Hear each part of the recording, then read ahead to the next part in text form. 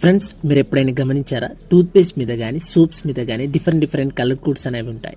అసలు ఇవి ఎందుకు ఉంటాయని మీరు ఎప్పుడైనా ఆలోచించారా? టూత్పేస్ట్ మీద గ్రీన్ ఉంటే న్యాచురల్ ఇంగ్రీడియంట్స్తో తయారు చేశారని, అదే బ్లూ కలర్ ఉంటే న్యాచురల్ మరియు మెడిసిన్స్తో తయారు చేశారని, రెడ్ ఉంటే న్యాచురల్ మరియు కెమికల్స్తో తయారు చేశారని, బ్లాక్ ఉంటే అన్ని కెమికల్స్తోనే తయారు చేశారని ఇలా ఎవరైనా చెప్తే అస్సలు నమ్మకండి.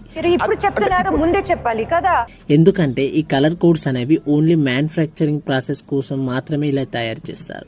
ఆ టూత్ ట్యూబ్ల మీద ఎప్పుడు కత్తిరించాలి, అది ఎప్పుడు మడతబెట్టి సీల్ వేయాలో సూచిస్తారు.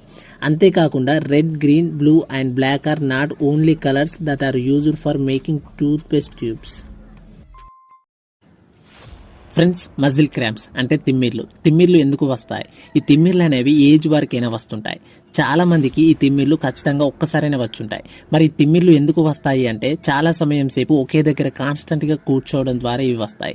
ఈ తిమ్మిర్లు రావడానికి చాలా కారణాలు ఉన్నాయి. మెయిన్గా డీహైడ్రేషన్ అంటే వాటర్ తక్కువగా తీసుకునే వారిలో, అలాగే ఎలక్ట్రోలైట్ తక్కువగా ఉన్న వారిలో అంటే పొటాషియం, మాగ్నీషియం, కాల్షియం ఇవి తక్కువగా ఉండే వారిలో, అలాగే బ్లడ్లో హిమోగ్లోబిన్ తక్కువగా ఉండే వారిలో కూడా ఈ తిమ్మిర్లు వస్తూ ఉంటాయి. కానీ తిమ్మిరి యొక్క ఎగ్జాక్ట్ రీజన్ మాత్రం తెలియదు.